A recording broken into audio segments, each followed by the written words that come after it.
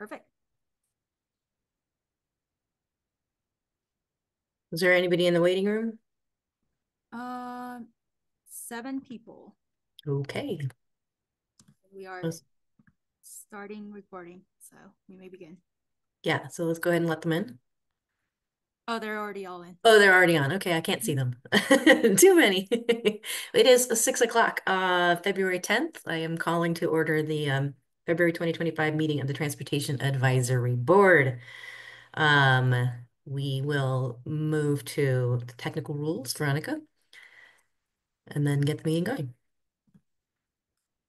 All right. Can everyone see my screen? Mhm. Perfect. Thank you for joining the Transportation Advisory Board meeting. To strike a balance between meaningful, transparent engagement and online security, the following rules will be applied. This meeting has been called to conduct the business of City of Boulder. Activities that disrupt, delay, or otherwise interfere with the meetings are prohibited. The time for speaking is limited to 3 minutes. No person shall speak except for when recognized by the person presiding, and no person shall speak for longer than the time allotted. Each person shall register to speak at the meeting using the person's real name. Any person believed to be using a name other than the one they are commonly known by will not be permitted to speak. Please use the raise hand function to be recognized for public comment. If you're on your phone, you will need to press *9 to raise your hand and *6 to unmute. No video will be permitted except for city officials, employees, and invited speakers and presenters. All others will participate by voice only. The person presiding at the meeting shall enforce these rules by muting anyone who violates any rules. The Q&A function is enabled and it'll be used for individuals to communicate with the host. It should be used for technical and online platform related questions only. If an attendee attempts to use Q&A for any other reason other than seeking technical assistance from the host, the city reserves the right to disable the individual's access to chat. Only the host and individuals designated by the host will be permitted to share the screen during the meeting. Thank you. Thank you. Hi, Trini. I saw you were on like the visitor side and you were here. Normally we would move to approval of the minutes, but the January minutes are not available right now, so we'll deal with them next month. So that being said, we will now just open it up for public comment. We have no public hearing items tonight, so this is your chance as a member of the public to come speak to us, raise things that you think we need to be aware of. And you'll have Veronica is going to be keeping time for you and calling on you. So go ahead, Veronica. All right, Lynn, I'm going to ask you to unmute yourself and confirm you're able to speak. Well, let's just think this through. Jobs, housing, balance. I don't think the Transportation Advisory Board really has a whole lot of control over the cost of housing in Boulder, except indirectly, which is significant too. But as long as you're providing a pathway for more and more people to be here, the question is to be here or to be going somewhere else.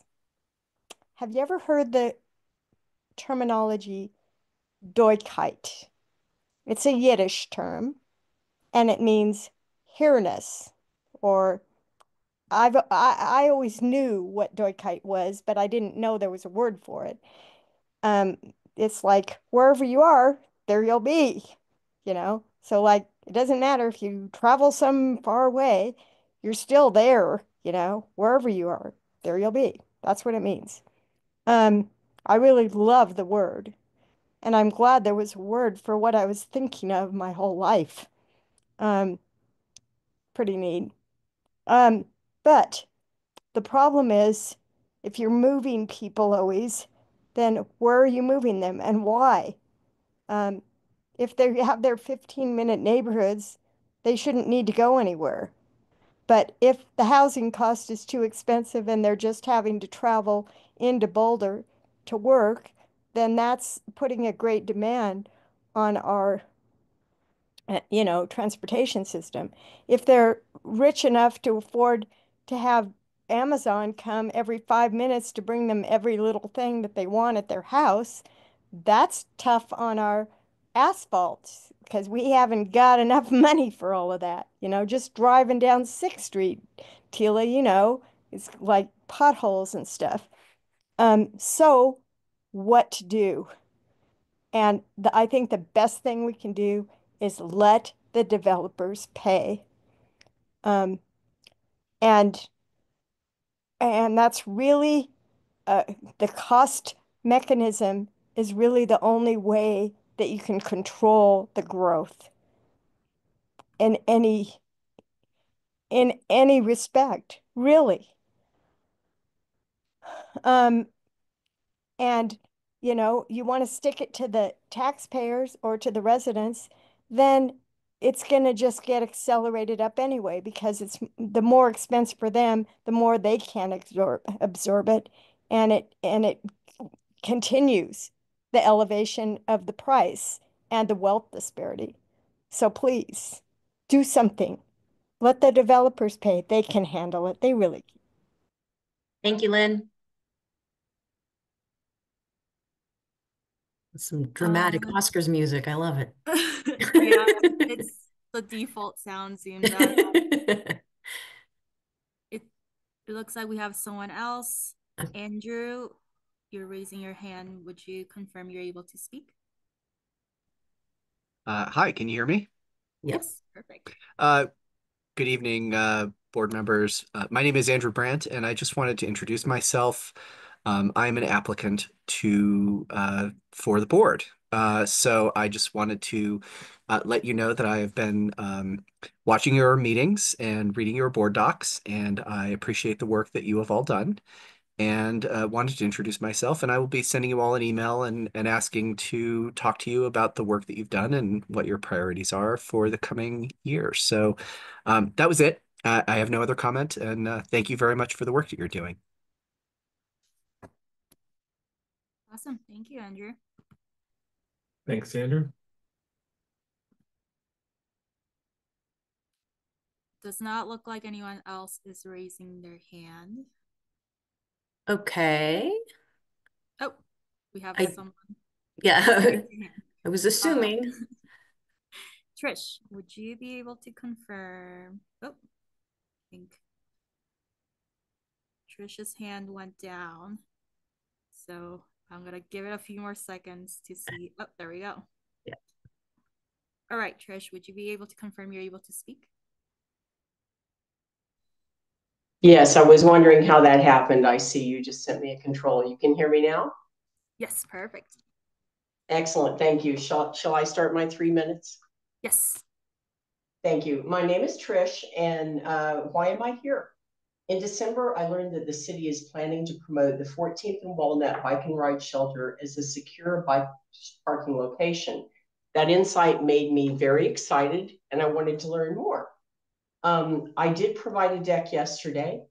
I want to share with you, it's a collection of my observations as I sought to understand how the shelters work. I didn't expect to encounter a confusing process, and after gaining access to the shelters, I'll tell you, I was disappointed. Why did I include bike theft metrics in the deck that I sent you? Well, on behalf of Bike Boulder, our advocacy team, we've been doing a lot of metrics, and I want to share with you that Boulder bike theft trends are on the rise both inside and outside the shelters. In 2024, they rose 15% to Boulder police reports over 2023. So things are getting worse, unfortunately. Here's the high-level observations that I have for you. I know there was a lot of detail in those decks. For the 14th and Walnut location, the old signage that had been there a while has been recently removed. When you go to the shelter as of today, there's no information regarding access, maintenance, or contacts. Over the past month, I've observed conditions in the bike and ride getting increasingly more littered with broken lighting. Just walking in feels scary. And as a woman, I would not feel safe using this shelter day or night. It is easy for others to tailgate through the turnstile or the alternate door entrance. Once inside, there is no requirement to badge out. It seems possible that someone could be lurking inside the shelter. So I found that pretty scary. My understanding is that over a number of years, the cards have been lost, stolen, or potentially duplicated using that access method. Older cards were issued to all locations, not just 3 locations. And because of this, the shelter has likely been compromised and would be hard to correct the security without major upgrades. Regarding the second shelter that I visited, Table Mesa, this smaller shelter seems more open. The racks being used are a single row of 7 inverted U's.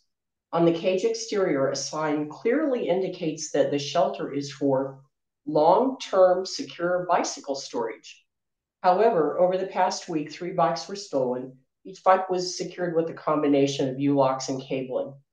More than 70% of the bike racks at this same location are installed as wall hanging, and they are not compatible with modern e-bikes or heavy bikes. So very little of the shelter is being used. That's very similar to the shelter at 30th and Diagonal, by the way, where I saw no usage whatsoever. And by the way, the large shelter at 14th and Walnut, I observed 5 bikes in there one day, 7 bikes in there another day. It's very lightly used. Thank you very much, Trish. That was an impressive slide deck that you sent. I really want to thank you for bringing these issues to our attention. I have no intention of putting staff on the spot on any of this. You've highlighted a couple of, I think, critical intersecting problems. And I will, I think, touch back on your comments in your slide deck when we talk about future agenda topics at the end of this meeting. Because I do think that you've raised a few things that are worthy of investigation and response. So that's not going to happen right this second, but thank you for highlighting that for us. It doesn't look like we have anyone else raising their hand, Hila. Okay. Going, almost gone. All right, we're going to close the public hearing, or the public comment period.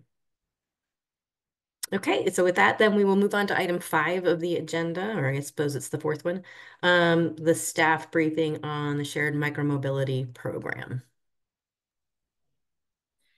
Thanks, Teal. I'm just going to pass that over to Stephen to introduce. This is Valerie Watson, Interim Transportation Mobility Director. Thanks. Yeah, thanks, Valerie. So, name's Stephen Rijo, City's Transportation Planning Manager. I'm excited to introduce the Shared Micromobility Program update to you all tonight. We're here to share the outstanding work the team is conducting to grow ridership and continually iterate to improve the program for riders in the community. It's now been over 1 year since the shared e-scooter pilot was extended to a citywide program, and we wanted to provide you all with an update.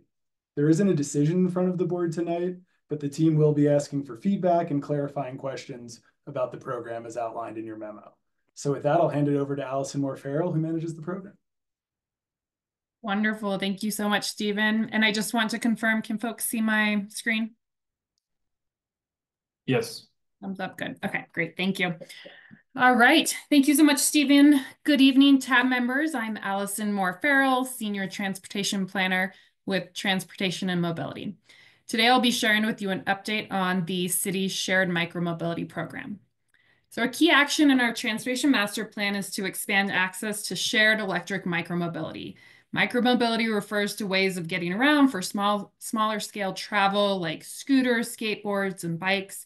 We work with B-Cycle to provide shared e-bikes and Lime to provide shared e-scooters. Shared micromobility offers yet another multimodal transportation choice to advance our goals around reduced VMT and greenhouse gas emissions, and often serves as a first and last mile solution to connect to transit. Let's start with a little bit of history. So back in 2011, the city worked with B-Cycle to bring shared bikes to Boulder. In the early years, it was subsidized by the city to get the program established. As the performance of the system proved strong, we transitioned to a privatized model in 2021, where B-Cycle is allowed to operate in the city under a use agreement and pays per trip fees to the city that we in turn invest back into public infrastructure, things like wayfinding signage and education campaigns. As of 2024, B-Cycle had approximately 300 e-bikes in operation in Boulder and over 50 docking stations. Today, B-Cycle continues to be a valued partner in our community. I'm going to share a lot of interesting data over the next few slides, And while we'll walk through this data fairly quickly, we can circle back and dig into any of it after the presentation. Some of this was also in the memo that was shared with you last week. While ridership slowly grew in the early years of B-Cycle, ridership significantly increased in 2021 and in every year since. So this is primarily due to two factors. In 2021, B-Cycle finished their electrification efforts and they fully transitioned to an electric fleet. And also in 2021, every CU student began receiving a B-Cycle membership through their student fees. So though the student membership accounts for a significant increase, there's still an increase in ridership outside of student memberships. In a city of just over 100,000 residents, we had over 777,000 shared e-bike trips last year with over 25,000 unique riders, which is a pretty incredible amount. I wanted to share some impressive e-bike ridership numbers. And in order to compare similar metrics between citywide expansion of e-scooters, which is Lime, which I'll share in a moment, this data is pulled from September 2023 to December 2024, so a 16-month period, because that's when e-scooters went citywide. So we wanted that data to be comparable. So I point this out because the previous slide identifies the data by year. So I just wanted to distinguish that for you. Over the course of those 16 months, there were nearly 1.1 million rides taken by B-Cycle with an average of 2,200 trips per day. And B-Cycle riders tend to take trips that last an average of 15 minutes and about 2 miles. And as we shared in the memo, there are recent studies from NACTO and NAPSA that show that approximately 40% of shared micromobility trips replace vehicle trips.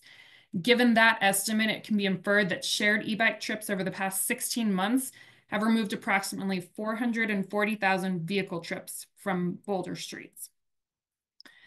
Now, the other half of our shared micromobility system is e-scooters. Lime shared e-scooters first operated under a pilot program starting in 2021, in which they were allowed to operate east of 28th Street. And after that successful one-year pilot, the city expanded the operational area for Lime citywide in fall 2023. Lime shared e-scooters are also allowed to operate in Boulder under a similar agreement with the city with similar fees. And the system for e-scooters is currently a dockless model with geofencing technology, regulating use and parking in high activity areas. And as I mentioned earlier, the city conducted a one-year pilot of shared e-scooters using Lime as the e-scooter provider. And after conducting an evaluation and report, boards and commissions as well as city council supported that citywide expansion.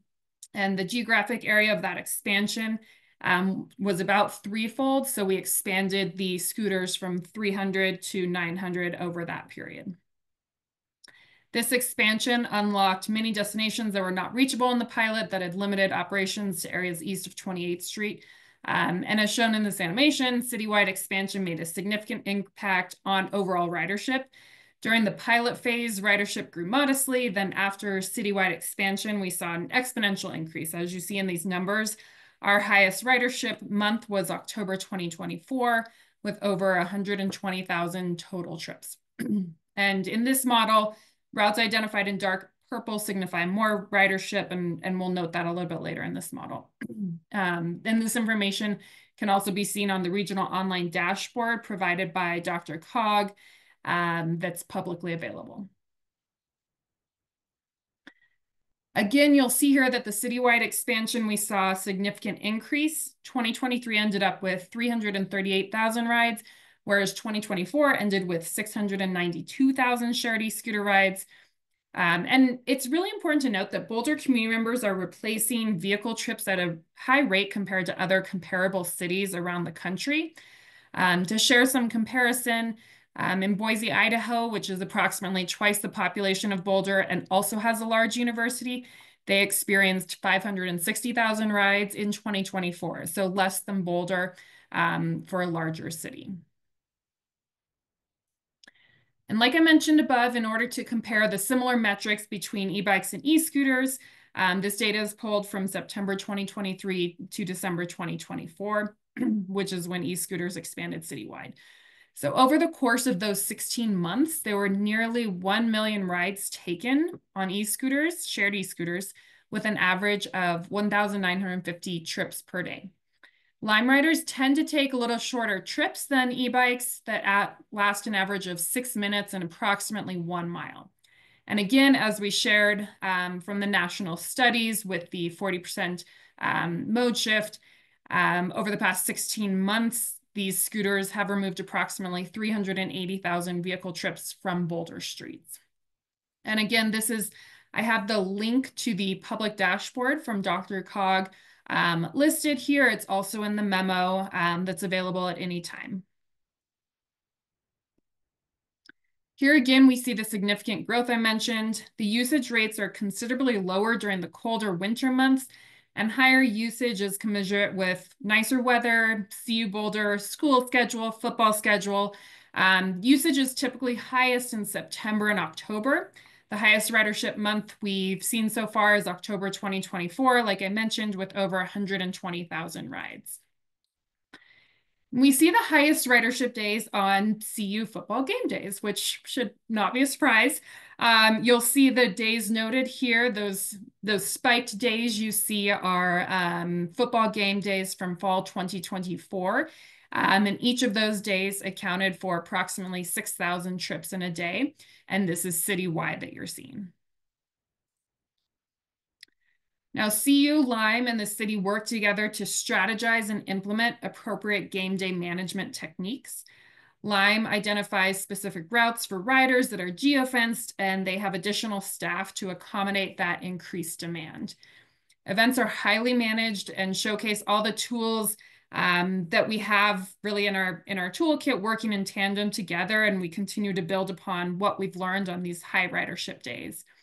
And it's important to keep in mind because on days when our community is experiencing this influx of visitors, these mobility devices can help folks get around town and allows the city to scale transportation needs when necessary. I know I've shared some impressive numbers and the efforts completed by Lime staff and city staff. However, I also want to highlight that this is still a relatively new program that is in need and will continue to be in need of monitoring and iterations. I want to share community feedback, both positive and negative, as well as lessons we've learned thus far. Most community members we've connected with agree that shared micromobility as a policy and is a way to meet city goals. We've met some challenges, however, with parking behavior, specifically parking on sidewalks, with being a challenge. This is especially concerning for those in our disability community. We regularly work with CPWD and the National Federation of the Blind to address issues and brainstorm solutions. Lime is also working on technology to prevent this. We're also working with other types of fines and warnings that I'll touch base on a little bit later that could serve as a stick as well as incentives for good parking behavior. Changing this rider behavior is one of the primary challenges we see. Riding behavior and following rules of the road in some neighborhoods is also a challenge. And affordability can be a challenge in some cases. While one ride is typically not cost prohibitive, as a daily rider using this as a commuting tool, affordability can become a challenge. We've learned a lot of lessons over the past few years with micromobility and specifically e-scooters. We've learned that communication is key, both focused communication for scooter users, but also communications for all community members, riders and non-riders, to be seeing the same information so that folks are really seeing all of that at the same time and understanding the rules and information of the program.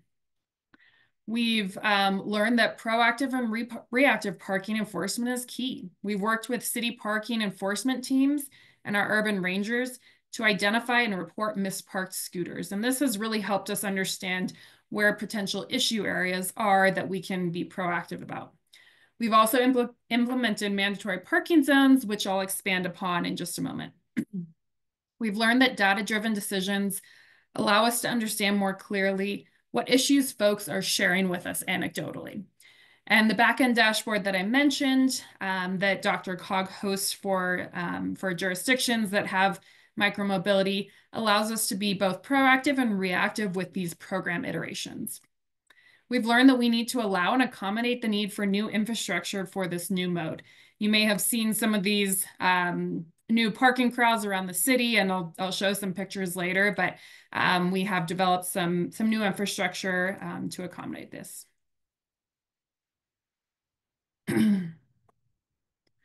With these challenges and community feedback, we've made a number of program iterations. During the citywide expansion in fall 2023, we began with some of the technical tools to manage operations and parking.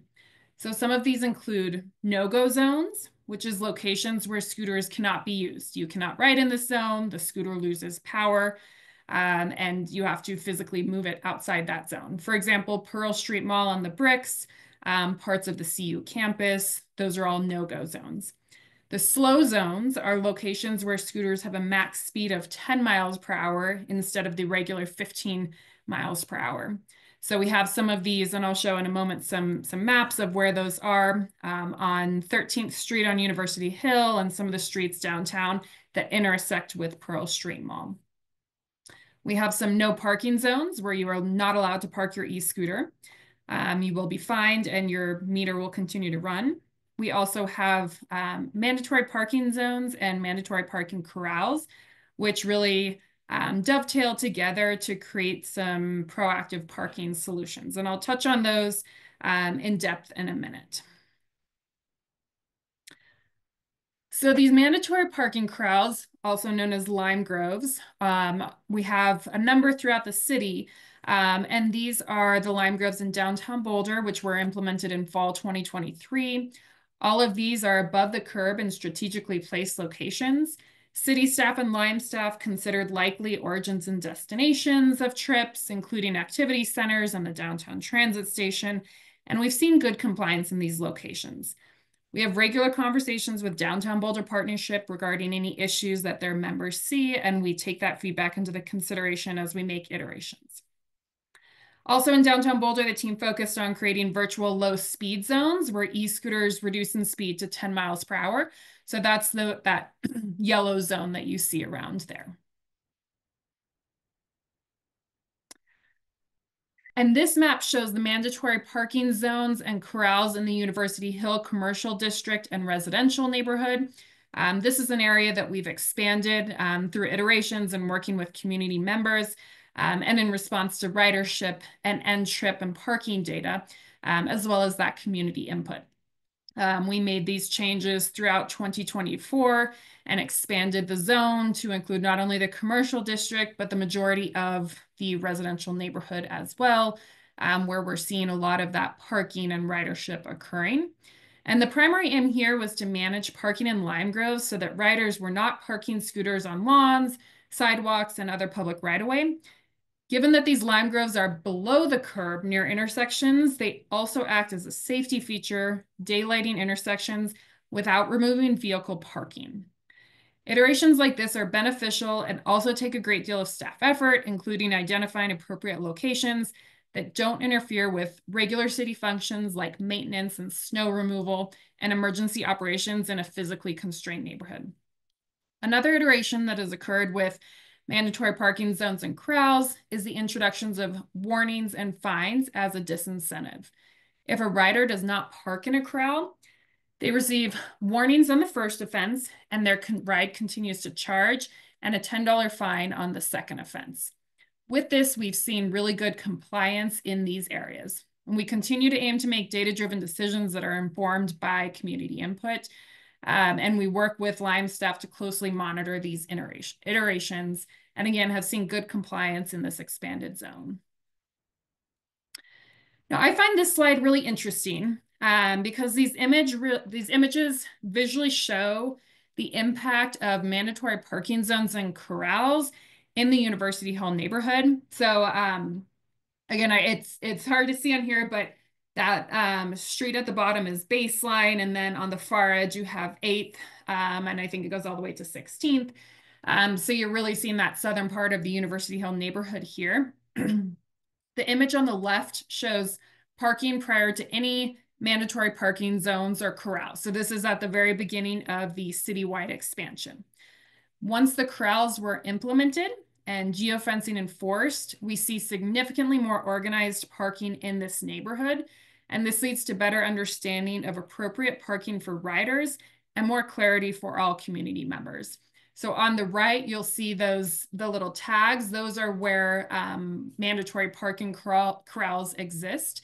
And I'll show some images of those on the next few slides so you can kind of have an understanding of what they look like in the field in person. But it's helpful to understand here. This is some of this back-end information that we're able to see through this DRCOG resource that we have, and we can see this better organization of parking in our mandatory parking zones in our managed areas.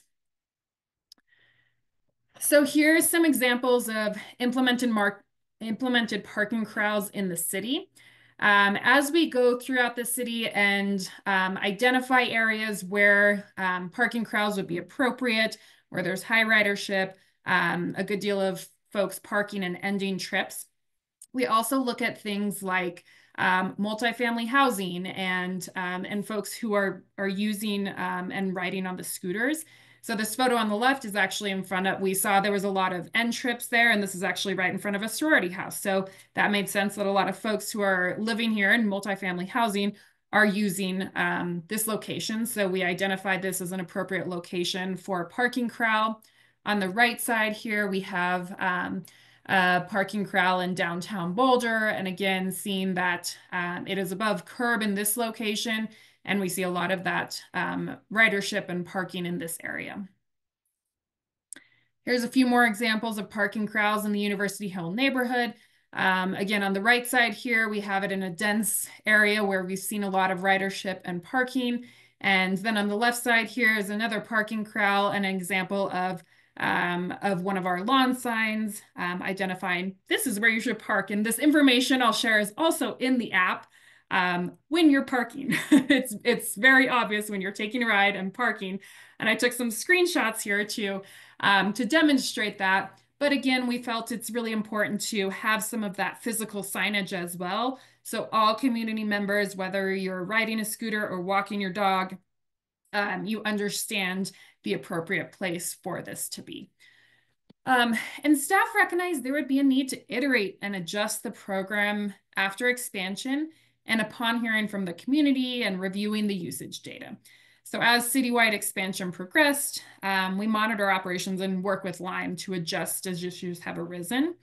Here are some of the screenshots from the in-app messaging in the Lime app. And we are continually working with Lime to make updates in here to communicate clearly with riders. These screenshots show you the slow zone, mandatory parking zone, and in the downtown area. And that screenshot on the right shows a message saying you did not park in the correct location. Next time you will be fined $10. So this was something that would occur, show on your screen if you are parking in a mandatory parking zone and you did not park in a corral.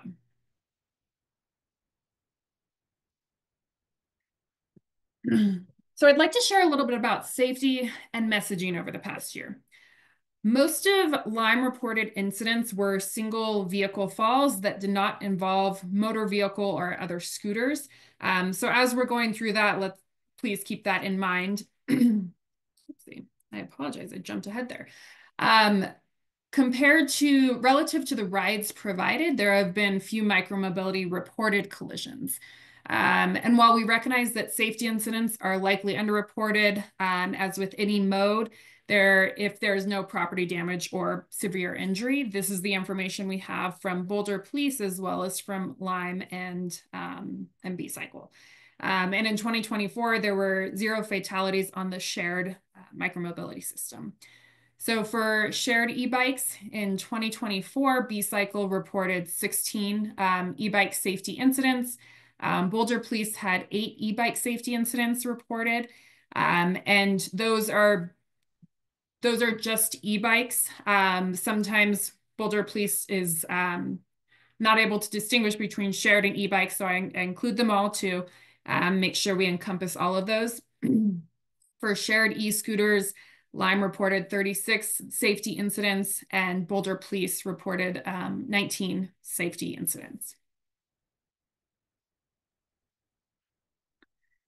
And safety messaging education is a key part of our micromobility program. We have information on which wheels go where on our webpage. And Lime also connects in-app messaging, demonstrating how to use the scooter, where to park it. Again, something we continually work with them on for that in-app messaging. And in addition to the messaging through typical city channels, staff conducted an education and courtesy campaign over the past few years in fall 2023, spring 2024, and we continue to utilize this messaging on socials and lawn signs and out in the community.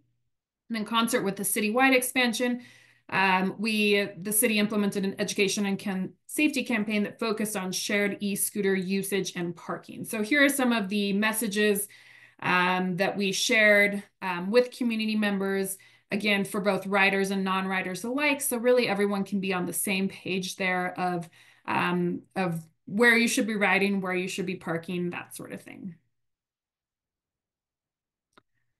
From the onset, equitable approaches to shared micromobility has been a priority for the City of Boulder.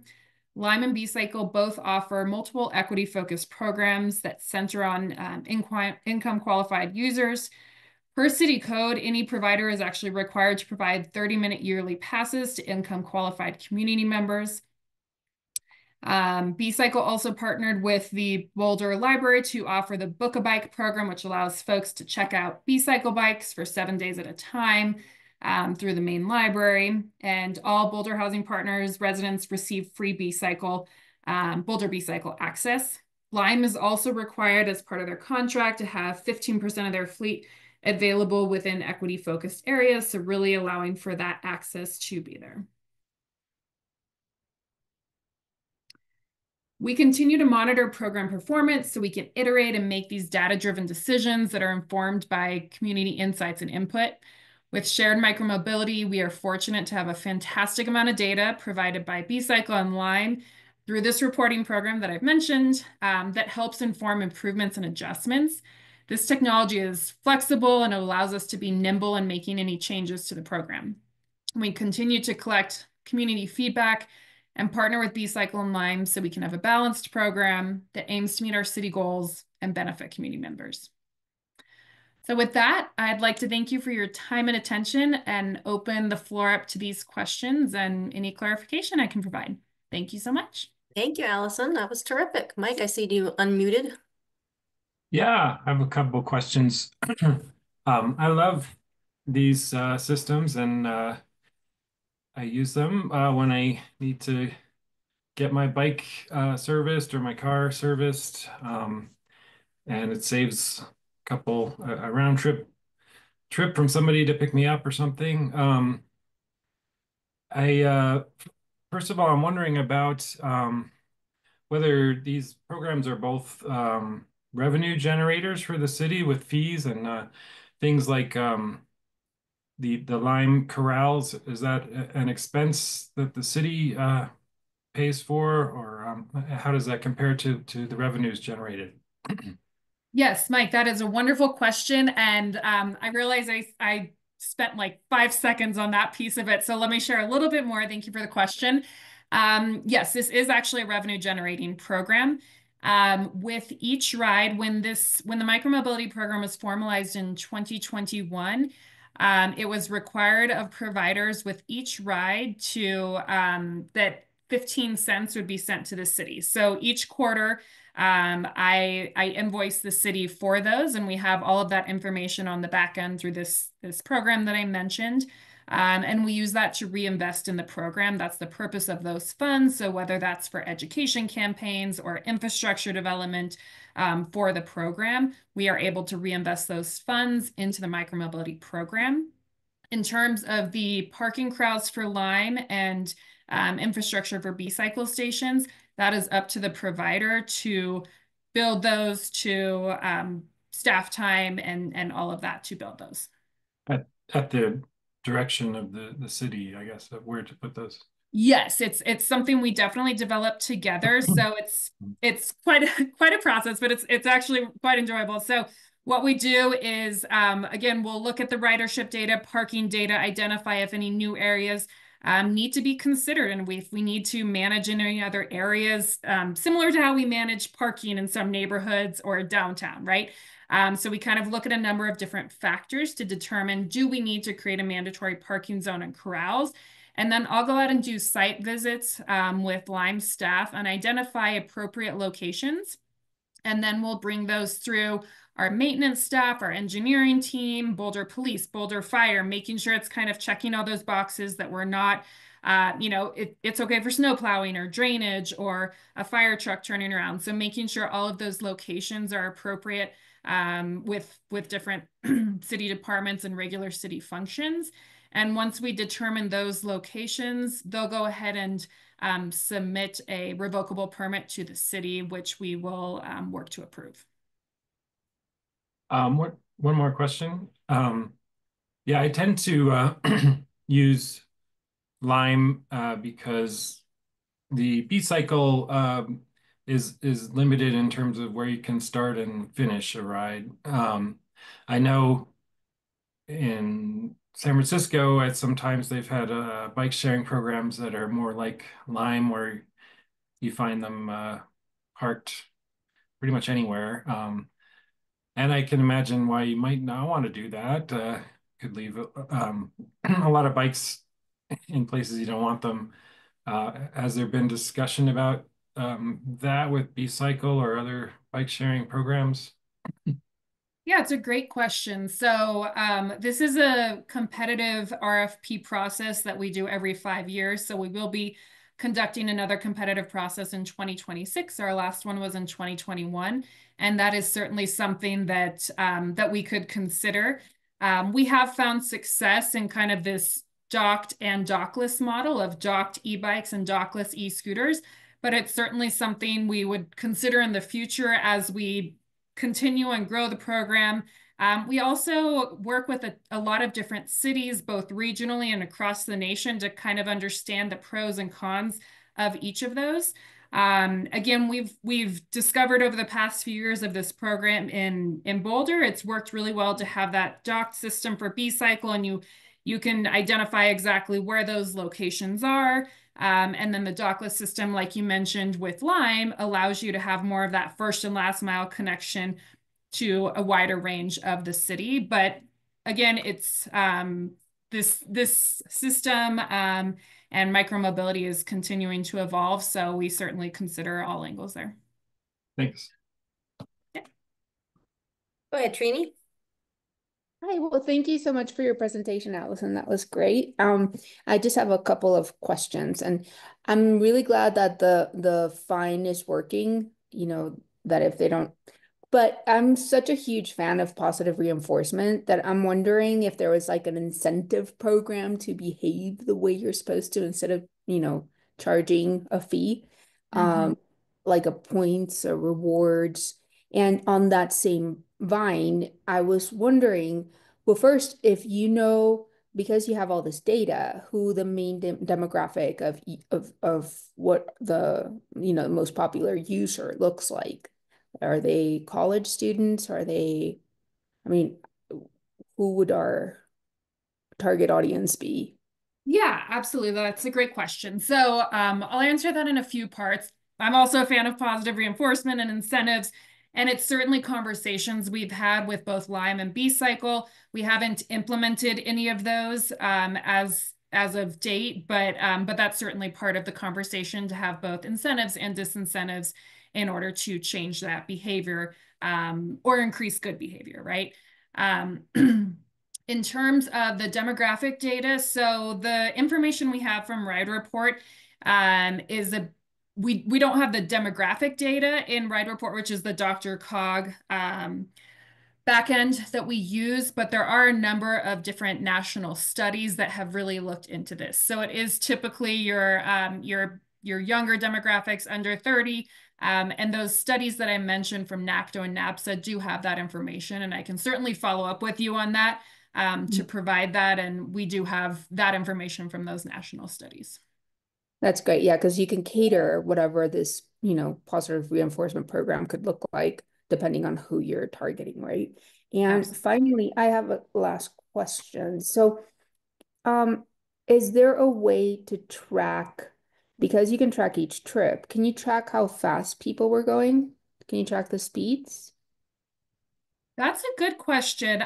So like I mentioned, the micromobility has a max speed of 15 miles per hour, and in those slow zones is the 10 miles per hour. I'm not aware if through our existing backend reporting, we have the information. Are you thinking on like certain streets is a certain speed, or Or in the like general average? trip, because we do know that we have a problem with people not really respecting the speed limit, right? Whether it's because they're not aware of it, or there's just so many people going so fast on the paths.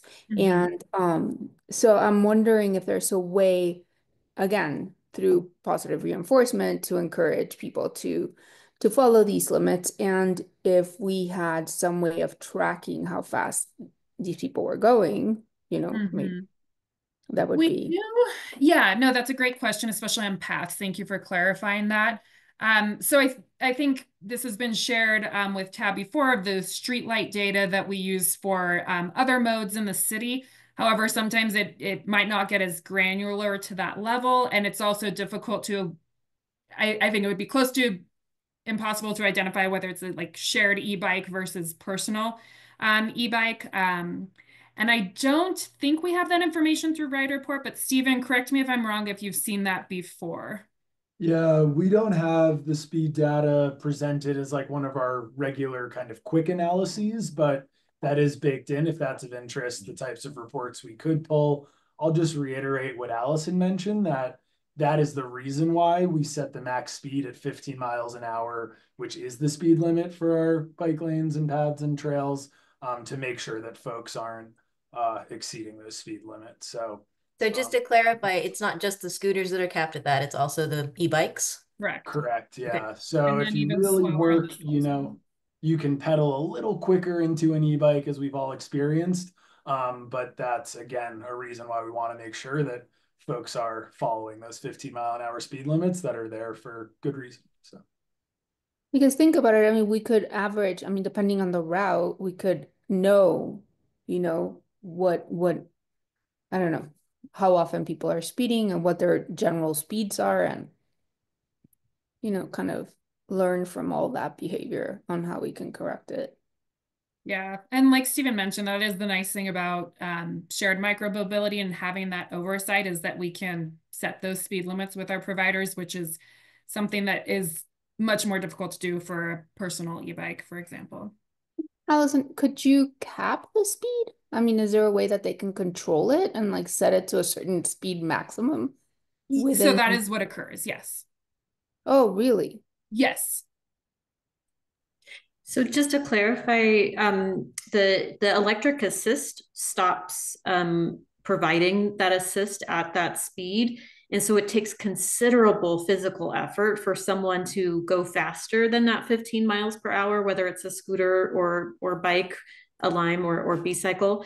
So that I would say speeding with shared micromobility is pretty rare, just Well-nigh considering the impossible. physical effort it would take to sustain that.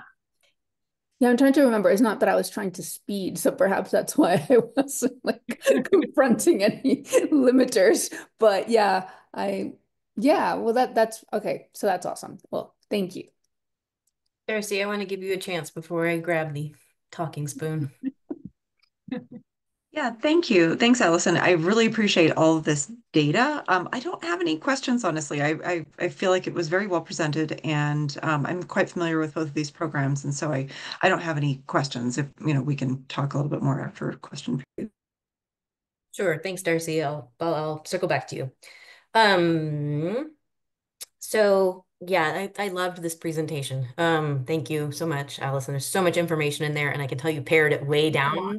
If you want any more, we have lots of totally data. do, but it's okay. And so I think I heard you correctly. Are you estimating that the micromobility program has replaced 380,000 vehicle trips in the city of Boulder? Is that the number that I wrote down? Was I listening correctly? So I will share, yep, let me tell me more about that number. Yeah, absolutely. And this is why I always preface this with the fact that these are national studies, so they're not sponsored by any of the providers, by line. So I do always like to preface it with that, as they are studies done by NACTO and NAPSA. So national studies. So take that as it is, right? This wasn't a statistically significant study for the city of Boulder. These are national studies that we are applying to the city of Boulder. So of course that is an approximate number. Yeah, thank you, Mike. So correct me if I didn't get any of the information correct, but yeah, let me pull that back up. And again, this is also in your memo. It is that information. So it is that 40% mode shift is what these studies have shown. So for e-bikes, and I just don't want to flip-flop the numbers, so I'm just looking back for e-bikes. Over the past 16 months, they have removed, using that metric, they have removed approximately 440,000 trips from Boulder streets. And over those same 16 months, September 2023 to December 2024, e-scooter trips, shared e-scooter trips, have removed 380,000 vehicle trips from Boulder streets. So that would be a grand total of what? Let me do that math really quick for you. Those are different numbers than you have in the memo. Yes, so those are different numbers because in the memo it's for the 12 months and this is Gotcha. the Okay, 16 that's months. what I thought. And Sorry. I apologize. It's funny. We No, were going back and forth. I wanted to provide as close to recent data as I could for this. And the memo is for the 12-month period of 2024. I wanted to have that comparable. So yes, they are different numbers. Darcy, thank you for noting that, pointing that out. So that's a total of 820,000 trips. Okay, that's astounding. I'm looking for a better microphone, but I'm walking around my house. When does this information get relayed and in what form to city council? This overall, not just the number I talked to you about, but the overall like update. Sure. Well, we have this information listed online, but I'll leave it to Valerie to share that information.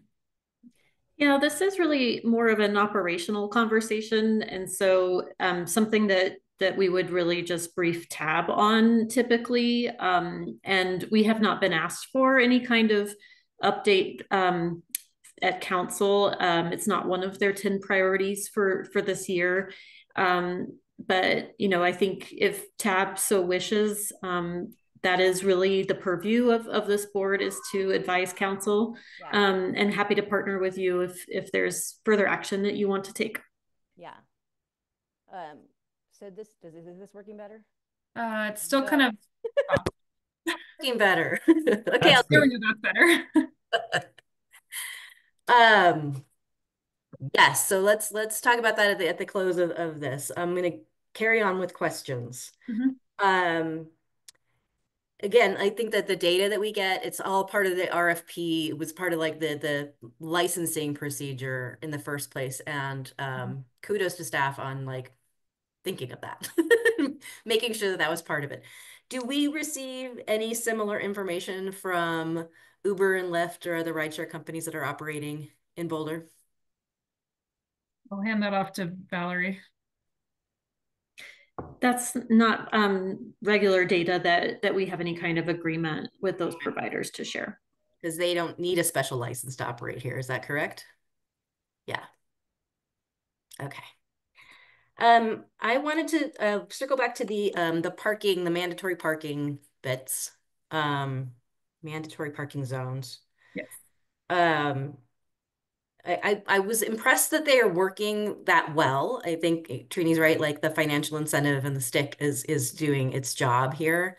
I think that the one thing that came to mind for me was on every one of those streets, like that earlier, the before picture with the clusters of where Lime and scooters are, looks just like what we expect as a community for availability of free on-street car parking.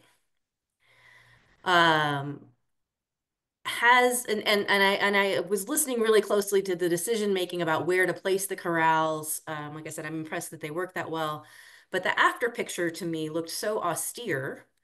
And I thought if we are really trying to push micromobility as a, seeing with this model how successful it's been in avoiding 750,000 car trips, shouldn't we be considering putting parking in additional locations that will make it easier for people to use these? And I'm noting that the average trips for an e-scooter and an e-bike, no surprise, they're short. These are all within town. We're not talking about the 65,000 in commuters daily. We're talking about making it easier for people to get around inside the city, and that's exactly what we ought to be doing. Mm-hmm. So what would the steps be in prioritizing and elevating the ease of access for people who aren't university students, but are living in, maybe dense populations where these 30-somethings are? What would be the process for sort of democratizing our street space even further to put a thumb on the scale that says we will help you get access to this micromobility? Allison, I'd love if you could talk through a little bit more about what these diagrams are showing, and maybe help our tab members understand a little bit about the density of those dots on the right side, and what changes in ridership did we or did we not see before and after the lime groves were expanded in the Hill? Would love it. Thank you, Tila and Valerie. And then Tila, I'll explain a little bit more about further of the process of how we build upon that, and actually some new mandatory parking zones elsewhere in the city that are being implemented due to that demand. So again, I completely hear what you're saying. And again, we work on these mandatory parking corrals in areas where we're seeing this high ridership, extensive parking, and then also community concerns. So we're also seeing misparking in some of these areas and how folks should not be parking and are, for example, there's a senior living facility around here. I think the Academy is what it's called. And we were seeing a lot of parking in that area, and there's folks there who are struggling to walk around on the sidewalks. And so we wanted to make sure we were organizing the scooters so that they were away from that area, so that folks could get around on sidewalks. So we really took the time, especially in University Hill, to understand where we should be placing these. And yeah, and Valerie pointed out a good thing. And again, there's a lot through Ride Report I can walk through, but I know some of the circles on the right look smaller, but they're a darker color, which actually shows that they have a lot more scooters there. And again, it's hard to see at the scale. I was trying to figure out an appropriate scale to show all of this. But this number right here at, I believe this is Aurora and 11th, I think, there's 1,200 scooters that were parked here over this 2-month period. So what you're doing is, we're condensing down a lot of these scooters to where folks are parking and riding. We learned, of course, around Chautauqua, folks are riding up the hill to Chautauqua, not a big surprise there, and needing to park there. So we have 2 parking corrals there you'll see along Baseline that have really organized those. So instead of parking, within a block of Chautauqua, folks are parking in this really focused area right in front of Chautauqua. So we are condensing those into these areas. I'll also note, again, it's a little hard to see at this scale. There's a couple really small blue dots in here. There's, I think, 3 on this left side.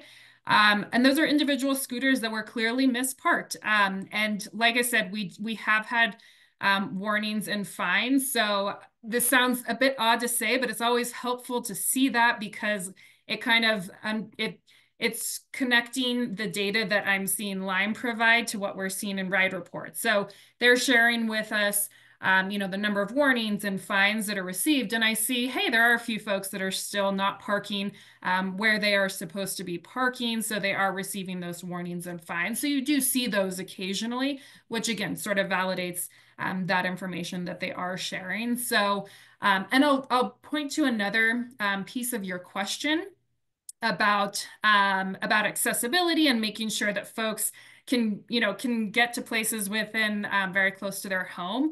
We've actually had a lot of feedback from both community members, riders, and Lime that this organized model has been beneficial for all three of those groups, because for community members, it's seen as more organized on the street network. And for the reasons I mentioned before with the daylighting and all of this, so it is more organized. For riders on their app, they know exactly where to go. They can see on their app, okay, I go, 2 blocks that way, and that's where I park. And you can also see how many scooters are already there. So if it's an overcrowded stall, you can see that on the app. And then for well, to be fair, that was available before as well. They could see where a scooter was and go get it. So absolutely, that's not a benefit of the mandatory parking zones. But absolutely, that's always been available. And then for Lime, it allows them to organize in a quicker way for their kind of route. Pick up the scooters. Okay, let's relocate them here. We have more folks over here. So it has been beneficial in that sense. Yes. And I think Valerie hinted that there are going to be new areas to park that are coming online soon. Yes. So our primary areas, we have, so all of the CU campuses are mandatory parking zones. That was at the very beginning of the expansion. University Hill and downtown Boulder, I showed those images. We've also recently approved expansion to an area in North Boulder, kind of along the North Broadway Arts District up there and some of those neighborhoods. And then also north of Willville, where we're seeing some missed parking issues. There's a lot of just potential friction there. And then in the Goss Grove neighborhood, we're also going to be implementing a mandatory parking zone and corrals. So again, these areas where we're seeing a lot of ridership, a lot of parking, and also some community concerns, and really identifying those areas where it makes the most sense to manage this parking. Is there any concentration? I know you mentioned like really focusing on part around the academy, which makes sense. And of course, there are other retirement communities in other parts of town that are much more affordable, frankly, than the academy, which I think would deserve similar attention. So yeah, I would like to highlight that as a thing to think about or look at, and you're nodding your head because you already have. But is there also a focus around high schools? I believe the minimum age is 16 for these e-scooters and e-bikes. Is that correct? Minimum age is 18, actually. 18. So, well, how did my 17-year-old exchange student get one then? I can't speak to that. No, me neither. I should ask him. When you sign up, you state that you're 18 and okay, all right. Well, I see some Lime scooters at like the middle school around here even. So I would encourage? Just curious what your thinking is around heightening availability at high schools. Yeah, it's a good question. We haven't done a lot around the high schools, but around the elementary schools. So for example, in University Hill, we do have it as a no parking zone. So again, trying to reduce any friction or conflict there, recognizing that there is high ridership in those areas, and then also a lot of younger students. But that's a good point of high schools of looking to kind of focus on that, because frankly, at high schools, some people are 18 and some people are not. So that's kind of a, yeah, that'd be an interesting one to look further into. Yeah, interesting. Darcy, I see your hand up. Yeah, thank you. I remember when both these programs started and some of the conversation around the development of them, but I don't remember whether we did consider dockless shared bikes. Do you have yeah, we did consider dockless bike share. Okay. I just wanted to bring that up because it came up earlier, and like one dockless system seems to be kind of enough. Like 2 dockless systems could be challenging. But also on the high school conversation, thank you for bringing that up, Tila, because actually I have heard from several people that high schoolers are riding Lime scooters and that they really love it. And is there a way, I know that there are liability issues, but could there be a way to make them accessible to people 15 and up, 14 and up. I mean, well, 16 maybe. I don't know. Maybe 16 because then you could drive a car. Why can't you ride an e-scooter? It's a lot safer, I mean, in a lot of ways. But we know that high schoolers want more ways to get around, that they need the flexibility and agency that these micromobility programs afford them. And there aren't always B-cycle stations where they need to go. Like, how do we really make micromobility more broadly available to people who are in that in-between phase of, like, maybe they can't drive or they don't have access to a car and we don't really want them to be driving anyway. But they need to get around and they need to traverse some pretty far distances and they need to relieve their parents of the responsibility to chauffeur them around. So how do we do that? I really want to see us work on. Yeah, certainly. No, I think that's a good point, Darcy. And I think something we can connect with our city attorney's office on and understand, the original reasoning and then working with the providers to kind of dig in further. So I don't have that answer for you right now, but it's certainly something we can look into. Yeah, I support Darcy's comments quite a lot. And also keeping in mind that the Colorado safety stop law, like that applies 15 and over, I think, or over 15 maybe it is. But yeah, both of those have a lower threshold than using an e-scooter. And really, I have very vested interests in having younger drivers using less lethal things. Yeah. I have one more other question here. Oh, so low income or income qualified residents can get a free B-cycle pass. Is that this current state of affairs? And Lime. So this and and Lime. actually Okay. part of Okay. the revised code.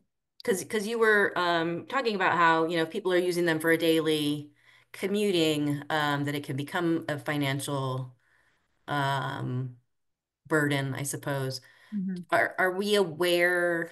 I don't know how aware income qualified residents are of these programs.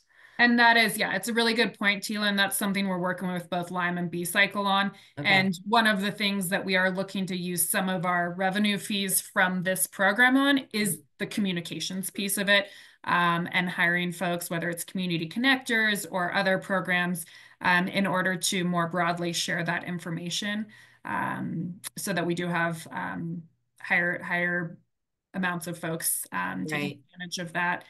Yeah. It's something that and I'm thinking, we probably gained some information about people who were seeking for a subsidized, private e-bike. Not everybody got one. Did the people who didn't win the lottery on that, did they have another offer or were they made aware of these other options? Yeah, no, definitely. That's I'm glad you bring that up, and that's certainly on our radar of ways to increase knowledge and access and communications around that piece. Yeah. Okay, great. Okay, Darcy, I'm going to come back to you because you said you had more just sort of comments and feedback. I think that's the end of my questions, some of which were disguised as questions, but were actually feedback. Yeah. Appreciate it, Tila. I'm not sure that I have a lot more to add. I feel like we've had a good conversation about it. These programs are really significant. You've done a great job at capturing and distilling the data and sharing it out. I shared the memo with my colleagues at Transportation Connections, and it's really good information. And I think more of us need to kind of understand how they're operating and how well they're doing, and that they really are serving a community need.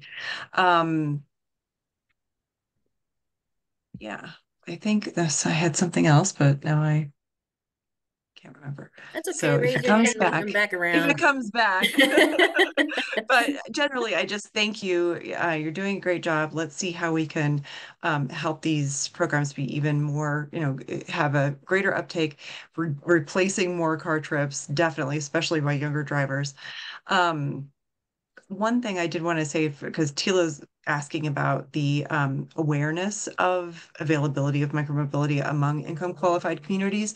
And I know that there were some, I heard fairly recently, maybe it was like a year ago, from some researchers in the environmental design program at CU Boulder who were conducting some kind of community research with residents of income qualified kind of areas. And they got some good data from the community members about how they want to be communicated with about these kinds of opportunities. And so that is happening. And I think there's some positive developments there. Thanks, Darcy. Trini or Mike? Any parting thoughts?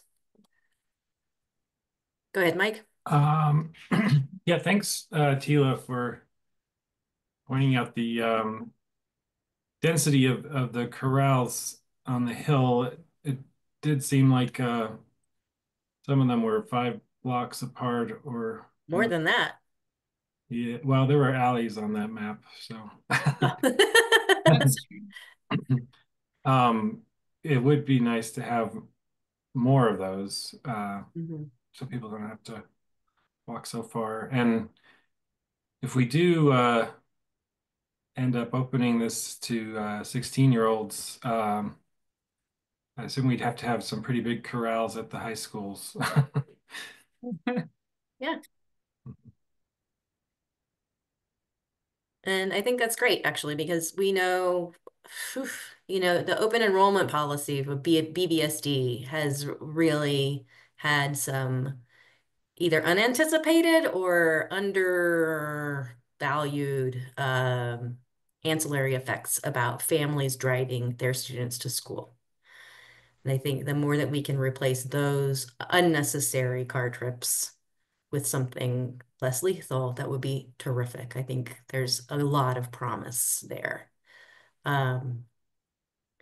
I am nearing the end of my term here. It's been 8 lovely years.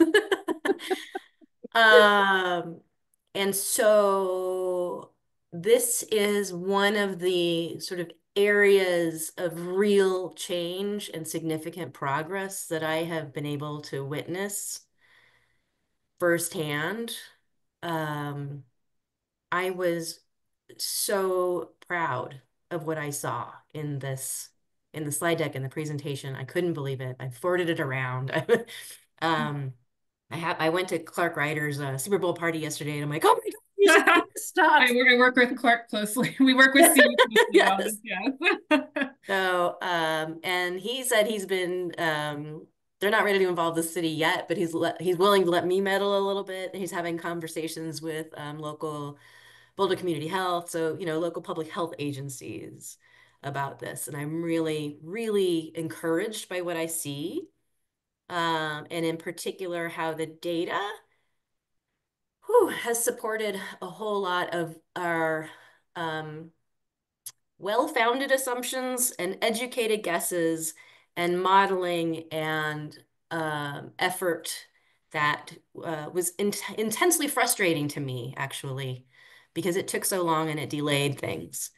And I suppose I could have asked this as a question in the question period, but from my recollection of the intense thinking about and probing and what ifing and modeling and forecasting, there have been no surprises in this, how this program has unfolded. Arbitrarily limiting it to explicitly exclude access by university students was a mistake. And when we broadened this program citywide, of course we saw exponential growth in ridership. Of course we saw increased popularity. Of course the sky did not fall. There were no fatal incidents in 2024. There's no reason to demonize these new things as scary. I entirely share the concern about improperly parking these things on sidewalks and impeding access. That's a very valid concern. I am astounded at the flexibility and ingenuity of city staff, of Lime. I know Lyft does similar things, but just of this industry to address that. And I would propose or posit that having more on-street, off-curb parking areas for these things, both legitimizes them as an actual form of transportation that deserves room on our city streets.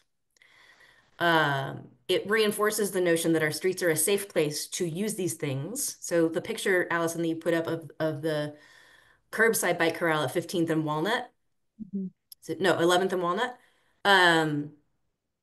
I was like, how do those scooters get there? They're up on the curb, and the decal that says no ride zone is right in the photo.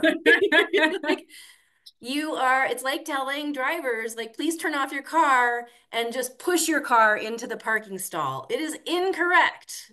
This is coming from a place that says these things are newfangled and we don't know what to do with them.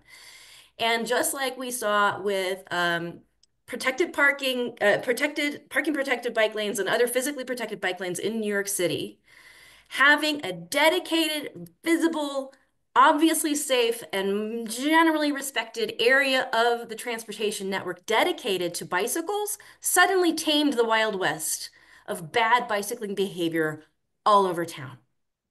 I think putting these parking docks is so essential as a message to the community and those community members that actually legitimizes their concerns about them being on the sidewalk. They shouldn't be on the sidewalk. They should be right there by the curb. They should be accessible. They're not blocking fire access. They're not blocking sightlines. They are actually performing a public service by being clustered and parked there together, and we should be doing more of that. So bravo, kudos. And where we started this conversation was I want to see this information presented to City Council. There are a couple of people still left on City Council who were with me for part of this journey, and who were worried about the citywide expansion, or who believed TAB at the time that we should expand citywide. And I would like to just close the circle here. I think we have enough information to say that this should be considered a success. I think you demonstrated, like I said, remarkable flexibility and ingenuity in tweaking how we do things. I think that this is one of the more wildly, demonstrably successful efforts by city staff. And I want council to know about it. Thanks, Teela. I appreciate all your insight and all your work on this. And I also want to give not my work. I just complained. But you but provided, I'm right. You provided a lot of feedback and insight. And I also want to give my predecessor, DK, on this a lot of credit. DK worked a lot with Valerie early on in the development. This is 2019, 2020, 2021, getting this going.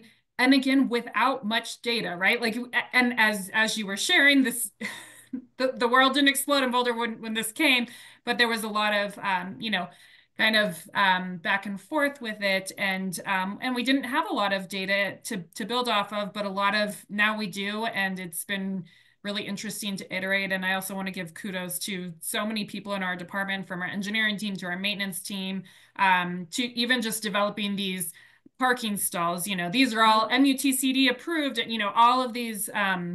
So I do want to give kudos. There's so many folks involved with this. It looks so simple out in the field, but there's been a lot of thought process to make sure these are appropriate and that they can be a long-lasting part of our multimodal system. So appreciate that. Yeah, so you're thanking your co-stars and your producers and your directors. And Veronica's going to start playing them off music, but Darcy remembered what she was going to say. She's raised her hand, and then we're going to leave it.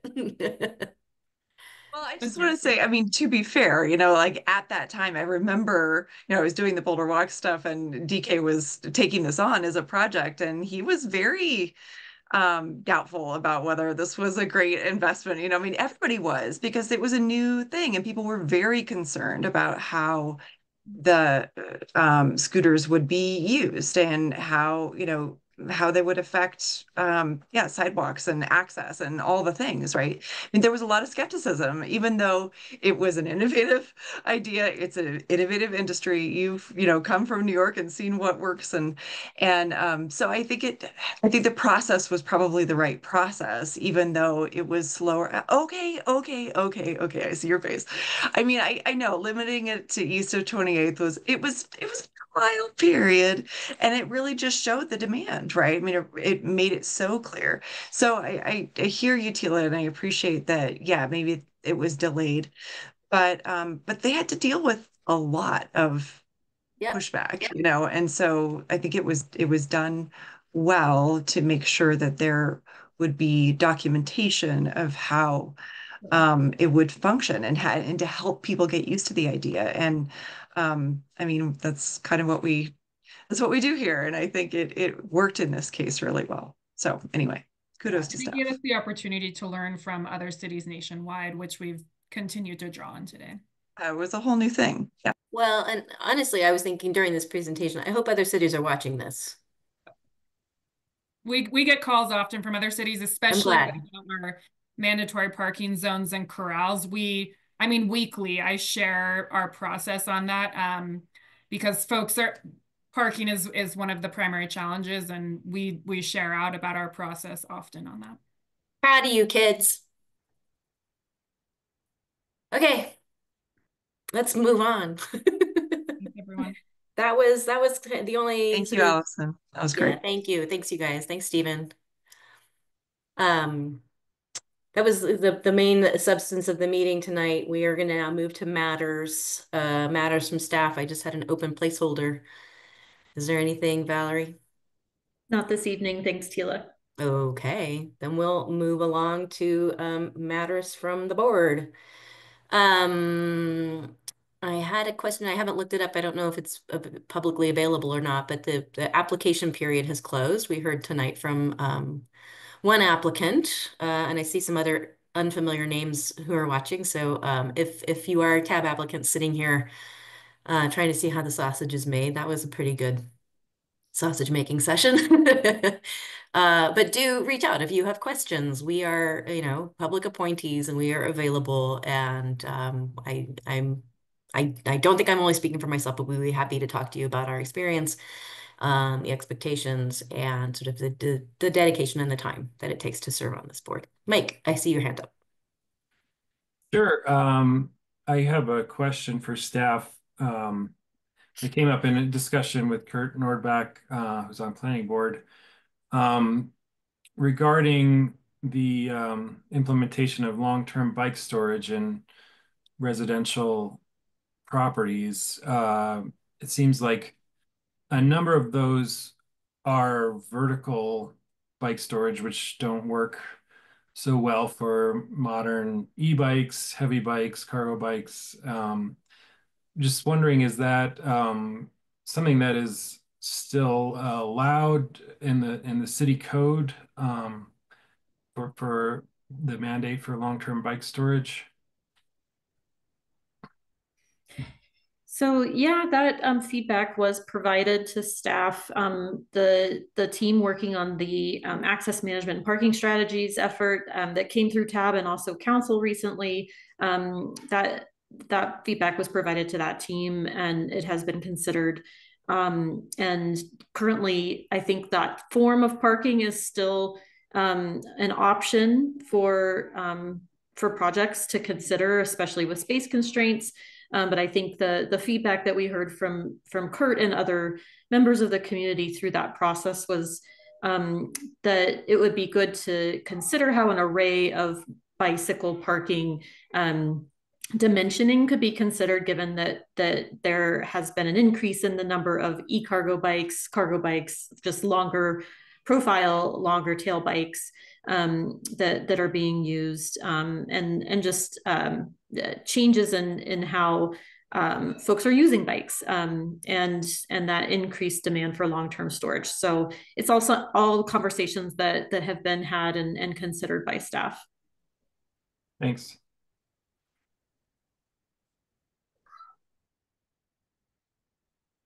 Hey, anyone else have anything for open board comment? All right. I have a couple of things. Mike, did you have something else? Just the item you Yeah. So Mike and I, together with another member of Community Cycles Advocacy Committee, started just walking around to a few businesses on Folsom to make sure that they were aware of the and engaged in sort of in the outreach process in Folsom. Several of them said they had already been visited by city staff, and some of them were like, "Oh yeah, no, I have the poster upstairs." And so, well done. That's quite different than how this went last time. But Mike, did you have any like impressions or takeaways from the couple of hours that we spent just kind of knocking on doors? generally, just very surprised at how open and a lot of the businesses were enthusiastic about this. Some of them not so much. There was really only one that was reported to be hostile, and that was neither Tila and I went to. The third person, Michael Ledesma, talked to that place and got an earful apparently. And that is in the one block on the north side between Goss and Grove strip mall that they don't even have on the west side. Sorry, yeah. Yeah. On the west side, they don't even have a sidewalk on that block. They've got parking up to the building and then parking up to Folsom. Yeah, I wasn't trying to get into the details. I was just kind of, just letting you know that Community Cycles has been doing this, and in general, pretty lopsided support in general for the idea, and also a pretty significant amount of awareness, I would say, from the business owners through the outreach that the city's been doing. So, yeah, it seems like it's going well. I think a lot of them they were aware of the previous Folsom efforts, the Living Lab efforts in 2015, but not terribly informed about them. So it's a chance to kind of restart the conversation fresh, I think. Yeah. Can I just add that the Boulder Chamber is hosting a business listening session on the 25th of Tuesday, the 25th. Okay. Sorry. Is this the second one? This is the first one for this project. Okay. Yeah. The other one was on 30th Street. Exactly. Yeah. Okay. We've done quite a few kind of business engagement opportunities, but this one is a listening session with dinner at the Boulder Chamber for people from any businesses, employees or owners, operators. So we welcome everyone to come to that, and please join us. Great. Thank you. And Tila, if I might add, we do have our open house this week. Right. On Wednesday, Wednesday evening. And of course, staff members are invited to not only join us for that, but really help us out with the actual event production. And you have all received that invitation, and we really look forward to seeing you there if you're able to attend. And is it a publicly noticed dealie, so we don't have to worry about more than 2 of us showing up? Yeah, I mean, I think in any situation like this, the guidance that you have received is to not talk about city business together while you're at the event. But you are certainly all welcome to attend and have more than 2 of you there.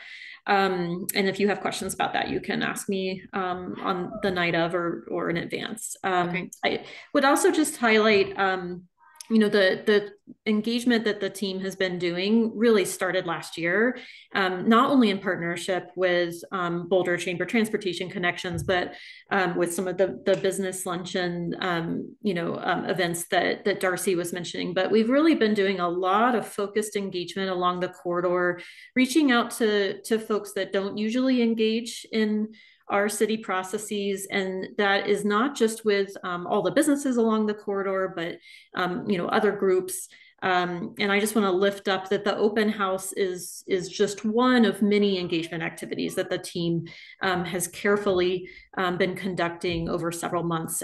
So again, if this is the first time that someone's hearing about it, that could just be that they're the kind of person that traditional engagement activities might reach. But I want to lift up how much work the team has been doing to bring people into the process that wouldn't normally engage.